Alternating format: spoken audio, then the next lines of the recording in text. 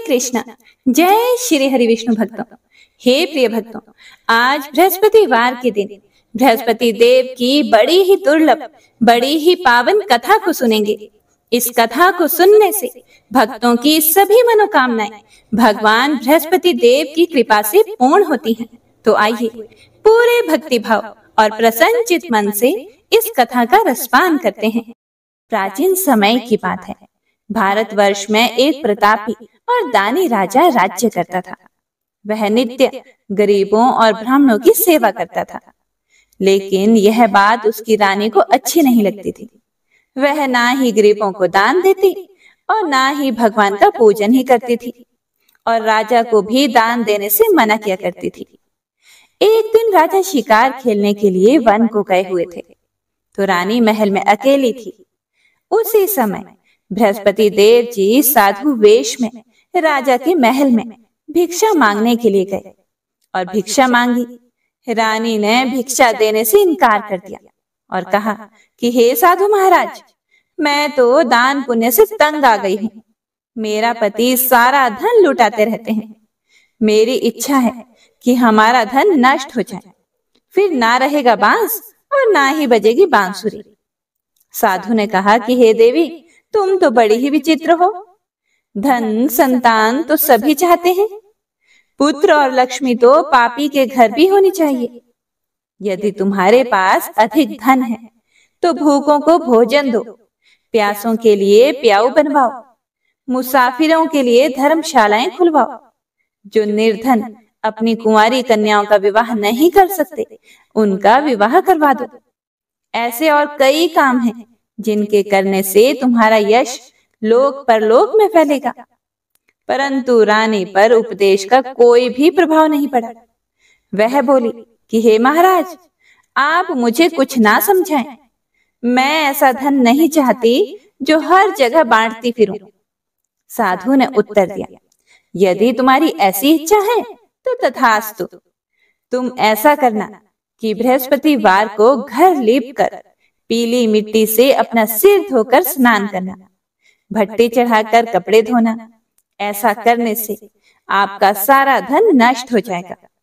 इतना कहकर वह साधु महाराज वहां से आलोप हो गए। साधु के अनुसार कई बातों को पूरा करते हुए रानी को केवल 3 बृहस्पतिवार ही बीते थे कि उसकी समस्त धन संपत्ति नष्ट हो गई। भोजन के लिए राजा का परिवार तरसने लगा। तब एक दिन राजा ने रानी से बोला कि हे रानी, तुम यहीं रहो, मैं दूसरे देश को जाता हूँ, क्योंकि यहाँ पर सभी लोग मुझे जानते हैं, इसीलिए मैं कोई छोटा कार्य भी नहीं कर सकता। ऐसा कहकर राजा परदेश को चले गए। वहां पर वह जंगल से लकड़ी काट कर लाते और शहर में बेचते। इस तरह वह अपना जीवन व्यतीत करने लगे। इधर राजा के परदेश जाते ही रानी और दासी दुखी रहने लगे। एक बार जब रानी और दासी को 7 दिन तक बिना भोजन के रहना पड़ा, तो रानी ने अपनी दासी से कहा कि हे दासी, पास के ही नगर में मेरी बहन रहती है, वह बहुत ही धनवान है। तुम उसके पास जाओ और कुछ लेकर आओ, ताकि थोड़ा सा गुजर बसर हो सके। दासी रानी की बहन के पास गई। उस दिन गुरुवार था और रानी की बहन उस समय बृहस्पतिवार की कथा सुन रही थी। दासी ने रानी की बहन को अपनी रानी का संदेश दिया, लेकिन रानी की बड़ी बहन ने कोई भी उत्तर नहीं दिया। जब दासी को रानी की बहन से कोई भी उत्तर नहीं मिला, तो वह बहुत ही दुखी हुई और उसे बहुत गुस्सा भी आया। दासी ने वापस आकर रानी को सारी बात बता दी। यह सुनकर रानी ने अपने भाग्य को कोसा। उधर रानी की बहन ने सोचा कि मेरी बहन की दासी आई थी, परंतु मैं उससे नहीं बोली, इससे वह बहुत दुखी हुई होगी। कथा सुनकर और भोजन समाप्त करके वह अपनी बहन के घर आई और कहने लगी कि हे बहन, मैं बृहस्पतिवार का व्रत कर रही थी, तुम्हारी दासी मेरे घर आई थी, लेकिन जब तक कथा होती है तब तक ना तो उठते हैं और ना ही कुछ बोलते हैं, इसीलिए मैं कुछ नहीं बोली।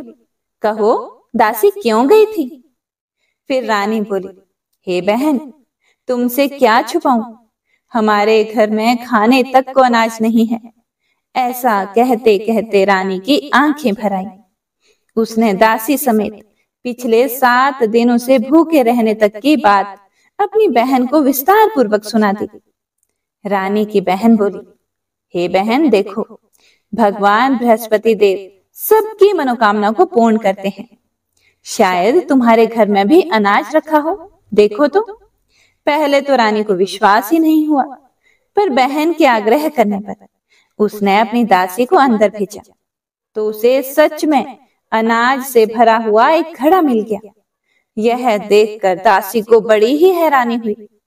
दासी रानी से कहने लगी कि हे रानी, जब हमको भोजन नहीं मिलता तो हम व्रत ही तो रखते हैं, इसीलिए क्यों ना इनसे व्रत की कथा और विधि पूछ ली जाए ताकि हम भी व्रत कर सके।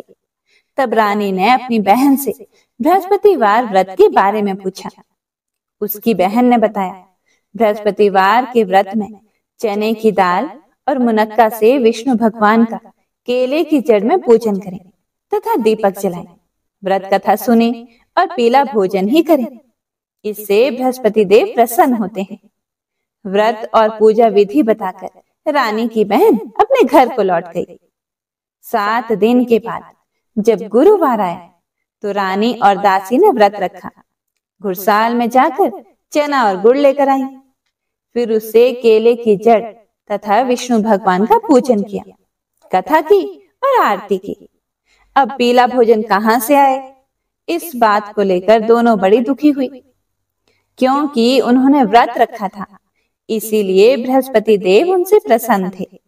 इसीलिए वे एक साधारण व्यक्ति का रूप धारण करके 2 थालों में सुंदर पीला भोजन दासी को देकर चले गए।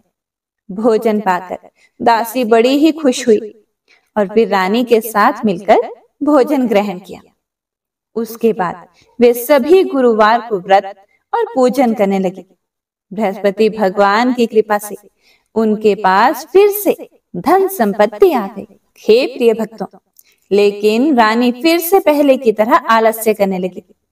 यह देखकर फिर दासी रानी से बोली कि देखो रानी, तुम पहले भी इस प्रकार आलस्य करती थी, तुम्हें धन रखने में कष्ट होता था, इस कारण सभी धन नष्ट हो गया था, और अब जब भगवान बृहस्पति देव की कृपा से धन मिला है तो तुम्हें फिर से आलस्य होता है। रानी को समझाते हुए दासी कहती है कि बड़ी मुसीबतों के बाद हमने यह धन पाया है, इसीलिए हमें दान पुण्य करते रहना चाहिए। अब तुम भूखे मनुष्यों को भोजन कराओ, प्याऊ लगवाओ, ब्राह्मणों को दान दो, कुआं, तालाब, बावड़ी और बाग बगीचे आदि का निर्माण करवाओ, मंदिर, पाठशाला और धर्मशाला बनवाकर दान दो, निर्धनों की कुंवारी कन्याओं का विवाह करवाओ, साथ ही यज्ञ आदि कर्म करो, अपने धन को शुभ कार्यों में खर्च करो, जिससे कि तुम्हारे कुल का यश बढ़े और स्वर्ग प्राप्त हो और पितृ भी प्रसन्न हो। दासी की यह बात सुनकर रानी शुभ कर्म करने लगी। उसका यश फैलने लगा। एक दिन रानी और दासी आपस में विचार करने लगी कि ना जाने राजा किस दशा में होंगे, उनकी कोई खोज खबर भी नहीं है।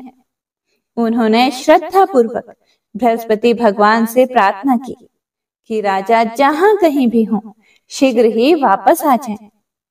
उधर राजा प्रदेश में बड़ा ही दुखी रहने लगा। वह प्रतिदिन जंगल से लकड़ियां काट कर लाता और उसे शहर में बेचकर अपने दुखी जीवन को बड़ी ही कठिनता से व्यतीत कर रहा था।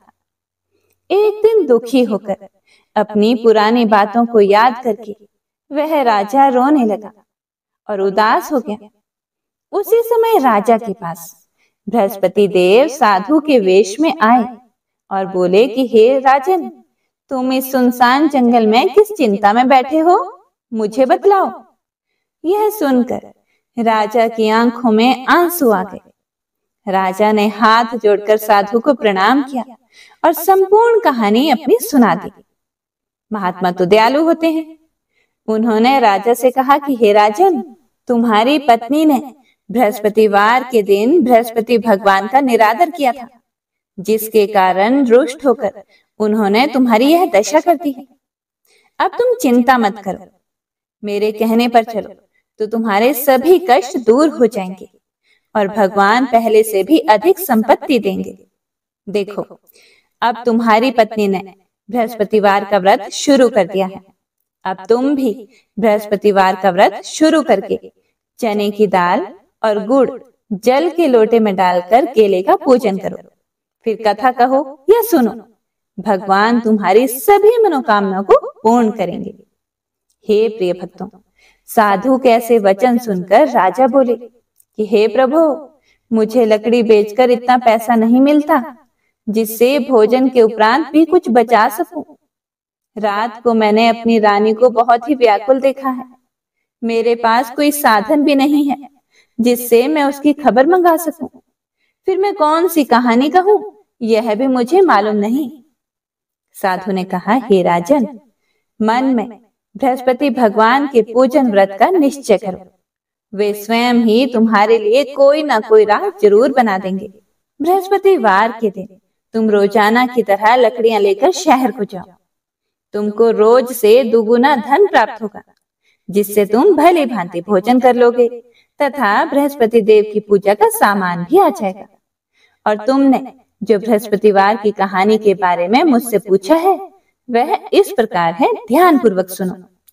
साधु महाराज उसे कहानी सुनाते हुए बोले, प्राचीन काल में एक ब्राह्मण रहता था। वह बहुत ही गरीब था। उसके कोई संतान भी नहीं थी। उसकी पत्नी बड़ी ही मलिनता के साथ रहती थी। वह ना तो स्नान करती और ना ही किसी देवता का पूजन किया करती थी। इससे ब्राह्मण देवता बड़े ही दुखी रहते थे। बेचारे बहुत कुछ कहते थे, किंतु उसका कुछ भी परिणाम नहीं निकलता था। भगवान की कृपा से ब्राह्मण की पत्नी की कन्या रूपी रतन पैदा हुआ। कन्या बड़ी होने पर प्रातः स्नान करके विष्णु भगवान का जप व बृहस्पतिवार का व्रत करने लगी। अपने पूजन पाठ को समाप्त करके विद्यालय जाती तो अपनी मुट्ठी में जौ भर के ले जाती और पाठशाला के रास्ते में डालती जाती। तब ये जौ स्वर्ण के हो जाते। लौटते समय उनको बीन कर घर ले आती थी। एक दिन वह बालिका सूप में उस सोने के जौ को फटक कर साफ कर रही थी कि उसकी माता ने उसे देख लिया और कहा कि हे बेटी, सोने के जौ के लिए सोने का सूप भी तो होना चाहिए। दूसरे ही दिन बृहस्पतिवार था। इस कन्या ने व्रत रखा और बृहस्पति देव से प्रार्थना करके कहा कि मैंने आपकी पूजा सच्चे मन से की हो तो मेरे लिए सोने का सूप दे दो। बृहस्पति देव ने उसकी प्रार्थना स्वीकार कर ली। रोजाना की तरह वह कन्या जौ फैलाती हुई जाती तथा वापस लौटती पर जौ बीन कर लाती। तो बृहस्पति देव की कृपा से सोने का सूप मिल गया। उसे वह घर ले आई और उसमें जौ साफ करने लगी, परंतु उसकी माँ का तो वही ढंग रहा। एक दिन की बात है, वह कन्या सोने के सूप में जौ साफ कर रही थी। उसी समय उस शहर का राजपुत्र वहां से होकर जा रहा था। इस कन्या के रूप और कार्य को देखकर वह उस पर मोहित हो गया तथा अपने घर आकर भोजन तथा जल त्याग कर उदास होकर सो गया। जब राजा को इस बात का पता लगा तो अपने प्रधानमंत्री के साथ उसके पास गए और बोले कि हे बेटा, तुम्हें किस बात का कष्ट है? किसी ने अपमान किया है अथवा और कोई कारण हो तो वह भी कहो, मैं वही कार्य करूंगा जिससे तुम्हें खुशी मिले। अपने पिता की ये सभी बातें सुनकर वह बोला कि मुझे आपकी कृपा से किसी भी बात का दुख नहीं है। किसी ने मेरा अपमान भी नहीं किया है, लेकिन मैं उस लड़की से विवाह करना चाहता हूँ जो सोने के सूप में जौ साफ कर रही थी। यह सुनकर राजा को बड़ा ही आश्चर्य हुआ और वह बोला कि हे बेटा, इस तरह की कन्या का पता तुम ही लगाओ, मैं उसके साथ तेरा विवाह अवश्य ही करवा दूंगा। राजकुमार ने उस लड़की के घर का पता बतलाया। तब मंत्री उस लड़की के घर गए और ब्राह्मण देवता को सभी हाल बतलाया। ब्राह्मण देवता राजकुमार के साथ अपनी कन्या का विवाह करने के लिए तैयार हो गए तथा विधि विधान के अनुसार ब्राह्मण की कन्या का विवाह राजकुमार के साथ हो गया। कन्या के घर से जाते ही पहले की ही तरह उस ब्राह्मण देवता के घर में गरीबी का निवास हो गया। अब भोजन के लिए भी अन्न बड़ी मुश्किल से मिलता था। एक दिन दुखी होकर ब्राह्मण देवता अपनी पुत्री के पास गए। बेटी ने पिता की दुखी अवस्था को देखा और अपनी माँ का हालचाल पूछा। तब ब्राह्मण देवता ने सभी हाल बता दिया। कन्या ने बहुत सा धन देकर अपने पिता को विदा कर दिया। इस तरह ब्राह्मण का कुछ समय सुखपूर्वक बीत गया। कुछ दिनों के बाद फिर से वही हाल हो गया। ब्राह्मण फिर अपनी कन्या के यहाँ गया और सारा हाल कह सुनाया। तो लड़की बोली कि हे पिताजी, आप माता जी को यहाँ लेकर आओ, मैं उन्हें वह विधि बता दूंगी जिससे गरीबी दूर हो जाती है। वह ब्राह्मण देवता अपनी स्त्री को साथ लेकर पहुंचे तो अपनी माँ को समझाने लगी कि हे माँ, तुम प्रातः काल प्रथम स्नान आदि करके विष्णु भगवान का पूजन किया करो तो सब दरिद्रता दूर हो जाएगी। परंतु उसकी माँ ने एक भी बात नहीं मानी और प्रातः काल उठकर अपनी पुत्री के बच्चों की जूठन को खा लिया। इससे उसकी बेटी को भी बहुत गुस्सा आया और एक रात को कोठरी से सभी सामान निकाल दिया और अपनी माँ को उसमें बंद करवा दिया। सुबह होते ही उसने अपनी माँ को वहां से निकाल दिया तथा स्नान आदि करवा के पाठ करवाया तो उसकी माँ की बुद्धि ठीक हो गई और फिर प्रत्येक बृहस्पतिवार को वह व्रत रखने लगी। इस व्रत के प्रभाव से उसके माँ बाप बहुत ही धनवान और पुत्रवान हो गए। बृहस्पति जी के प्रभाव से इस लोक के सुख भोगकर स्वर्ग को प्राप्त हुए। कथा कहकर साधु बने बृहस्पति देव वहां से अंतर ध्यान हो गए। धीरे धीरे समय व्यतीत होने पर फिर वही बृहस्पतिवार का दिन आया। राजा जंगल से लकड़ी काट कर किसी शहर में बेचने गया। उसे उस दिन और दिन से अधिक पैसा मिला। राजा ने चना गुड़ आदि लाकर गुरुवार का व्रत किया। उस दिन से उसके सभी दुख दूर हो गए। परंतु जब दोबारा गुरुवार का दिन आया तो बृहस्पतिवार का व्रत करना वह भूल गया। इस कारण बृहस्पति भगवान नाराज हो गए। उस दिन उस नगर के राजा ने विशाल यज्ञ का आयोजन किया हुआ था तथा शहर में यह घोषणा करा रखी थी कि कोई भी मनुष्य अपने घर में भोजन ना बनाए, न आग जलाए। सभी जनता मेरे यहाँ भोजन करने आए। इस आज्ञा को जो ना मानेगा उसे फांसी की सजा दी जाएगी। इस तरह की घोषणा संपूर्ण नगर में करवा दी गई। राजा की आज्ञा अनुसार शहर के सभी लोग भोजन करने गए, लेकिन राजा कुछ देर से पहुंचा। इसीलिए राजा उसको अपने साथ घर लेकर गए और ले जाकर भोजन करा रहे थे तो रानी की दृष्टि उस खूंटी पर पड़ी जिस पर उसका हार लटका हुआ था। वह वहां पर दिखाई नहीं दिया। रानी ने निश्चय कर लिया कि मेरा हार इस मनुष्य ने ही चुराया है। उसी समय सिपाहियों को बुलाकर उसको कारागार में डलवा दिया गया। जब लकड़हारा जेल में पड़ गया और बहुत दुखी होकर विचार करने लगा कि ना जाने कौन से पूर्व जन्म के कर्म से मुझे यह दुख प्राप्त हुआ है, और उसी साधु को याद करने लगा जो कि उसे जंगल में मिला था।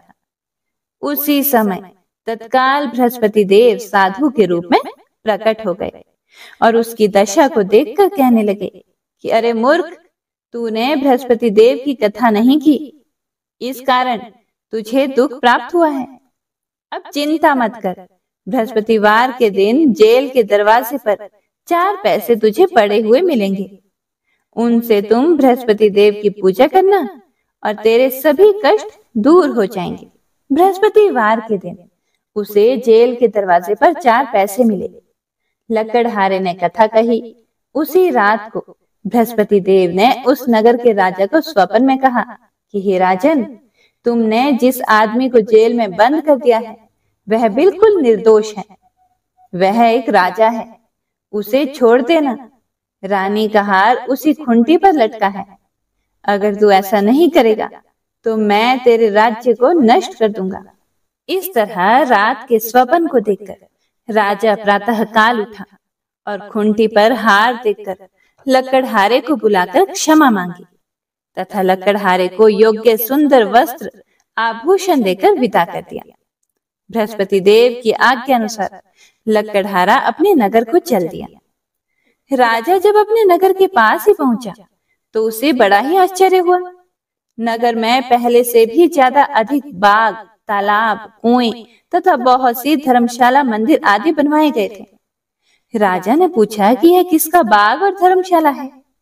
तब नगर के सभी लोग कहने लगे कि यह सब रानी और दासी के हैं। तो राजा को यह सुनकर बड़ा ही आश्चर्य हुआ और गुस्सा भी आया कि रानी के पास इतना पैसा कहां से आ गया। जब रानी ने यह खबर सुनी कि राजा आ रहे हैं तो उन्होंने दासी से कहा कि दासी देख, राजा हमको कितनी बुरी हालत में छोड़ के गए थे। हमारी ऐसी हालत देखकर वह लौट ना जाए, इसीलिए तुम दरवाजे पर खड़ी हो जाओ। आज्ञा अनुसार दासी दरवाजे पर खड़ी हो गई। जब राजा आए तो वह राजा को अपने साथ लेकर आई।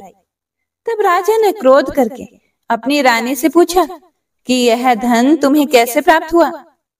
तब उन्होंने कहा, हमें यह सब कुछ, सारा धन बृहस्पति देव के इस व्रत के प्रभाव से प्राप्त हुआ है। राजा ने फिर निश्चय कर लिया कि 7 रोज बाद जो सभी बृहस्पति देव का पूजन करते हैं, परंतु मैं प्रतिदिन 3 बार कहानी तथा रोज व्रत किया करूंगा। अब हर समय राजा के दुपट्टे में चने की दाल बंद ही रहती तथा दिन में 3 बार कहानी कहता। एक रोज राजा ने विचार किया कि चलो अपनी बहन के यहाँ हो आए। इस तरह निश्चय करके राजा घोड़े पर सवार होकर अपनी बहन के यहाँ को चलने लगा। रास्ते में उसने देखा कि कुछ आदमी एक मुर्दे को लेकर जा रहे हैं। उन्हें रोककर राजा कहने लगा कि अरे भाइयों, मेरी बृहस्पति देव की कथा सुन लो। वे बोले, लो, हमारा तो आदमी मर गया और इसको अपनी कथा की पड़ी है।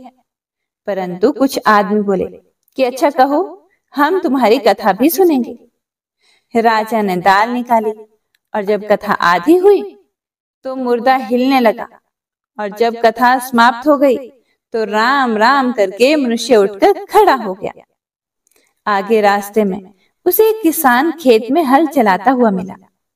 राजा ने उसे देखा और उसे बोला कि अरे भैया, तुम मेरी बृहस्पतिवार की कथा सुन लो। किसान बोला कि जब तक मैं तुम्हारी कथा सुनूंगा तब तक 4 हरिया जोत लूंगा।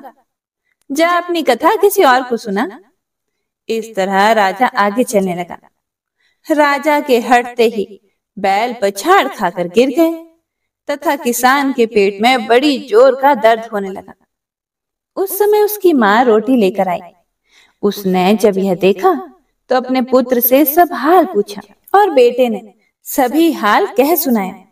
तो बुढ़िया दौड़ी दौड़ी उस घुड़सवार के पास गई और उससे बोली कि मैं तेरी कथा सुनूंगी, तू अपनी कथा मेरे खेत पर चलकर ही कहना।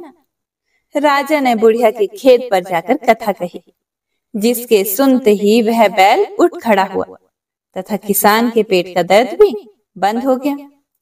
राजा अपनी बहन के घर पहुंचा। बहन ने भाई की खूब मेहमानी की। दूसरे ही दिन प्रातःकाल राजा जगा तो वह देखने लगा कि सब लोग भोजन कर रहे हैं। राजा ने अपनी बहन से कहा, ऐसा कोई मनुष्य है जिसने भोजन नहीं किया हो? मेरी बृहस्पतिवार की कथा सुन लो। बहन बोली, हे भैया, यह देश ऐसा ही है। पहले यहाँ लोग भोजन करते हैं, उसके बाद में अन्य काम करते हैं। अगर कोई पड़ोस में हो तो देख आती हूँ। वह ऐसा कहकर देखने चली गई, परंतु उसे कोई भी ऐसा व्यक्ति नहीं मिला जिसने भोजन ना किया हो। इसीलिए वह एक कुम्हार के घर में गई, जिसका लड़का बीमार था। उसे मालूम हुआ कि उनके यहाँ 3 रोज से किसी ने भी भोजन नहीं किया है। रानी ने अपने भाई की कथा सुनने के लिए कुम्हार से कहा और वह तैयार भी हो गया। राजा ने जाकर बृहस्पतिवार की कथा कही, जिसको सुनकर उसका लड़का ठीक हो गया। अब तो राजा की प्रशंसा होने लगी। एक रोज राजा ने अपनी बहन से कहा कि हे बहन, हम अपने घर को जाएंगे, तुम भी तैयार हो जाओ। राजा की बहन ने अपनी सास से कहा।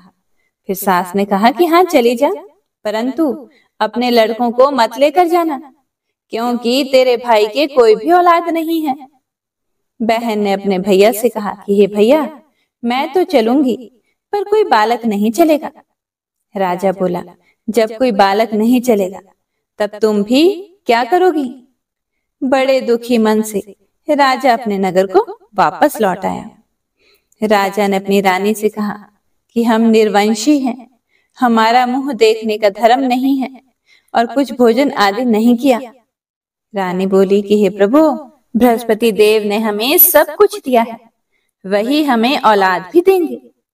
उसी रात को बृहस्पति देव ने राजा से स्वप्न में कहा कि हे राजा उठो, सभी सोच त्याग दो, तेरी रानी गर्भ से है। यह सुनकर राजा बहुत खुश हुआ। 9वें महीने में उसकी पत्नी के गर्भ से एक सुंदर पुत्र पैदा हुआ।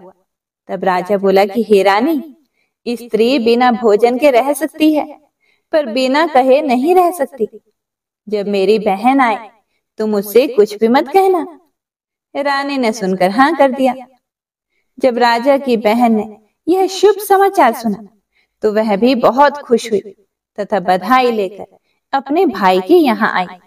तब रानी ने कहा कि जब तुम्हारे भाई ने आने को कहा था तब तो तुम नहीं आई, अब कैसे आ गई? राजा की बहन बोली, भाभी, मैं इस प्रकार ना कहती तो तुम्हें औलाद कैसे मिलती? बृहस्पति देव ऐसे ही हैं, जैसी जिसके मन में कामनाएं हैं सभी को वे पूर्ण करते हैं। जो सद्भावना पूर्वक बृहस्पतिवार का व्रत करता है एवं कथा पढ़ता अथवा सुनता है, दूसरों को सुनाता है, बृहस्पति देव उसकी सभी मनोकामनाओं को पूर्ण करते हैं। भगवान बृहस्पति देव उसकी सदैव रक्षा करते हैं। संसार में जो मनुष्य सद्भावना से भगवान जी का पूजन व्रत सच्चे हृदय से करते हैं तो उनकी सभी मनोकामनाएं पूर्ण करते हैं। जैसी सच्ची भावना से रानी और राजा ने उनकी कथा का गुणगान किया तो उनकी सभी इच्छाएं बृहस्पति देव जी ने पूर्ण की थी। इसीलिए पूर्ण कथा सुनने के बाद प्रसाद लेकर जाना चाहिए, हृदय से उसका मनन करते हुए जयकारा बोलना चाहिए।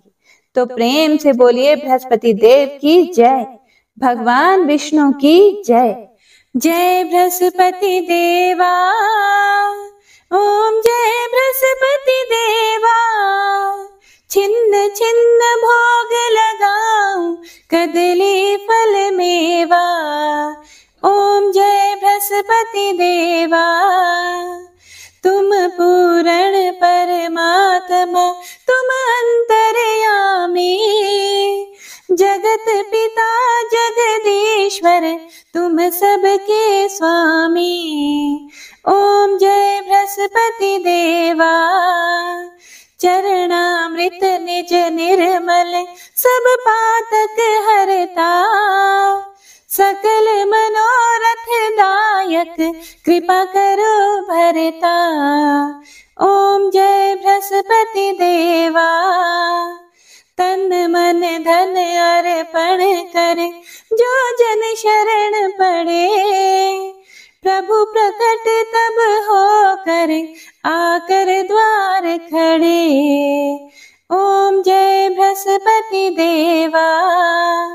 दीन दयाल दयानिधि भक्तन हितकारी, पाप दोष सब हरता भव बंधन हारी। ओम जय बृहस्पति देवा। सकल मनोरथ दायक सब संशय तारो, विषय विकार मिटाओ संतन सुखकारी। ओम जय बृहस्पति देवा।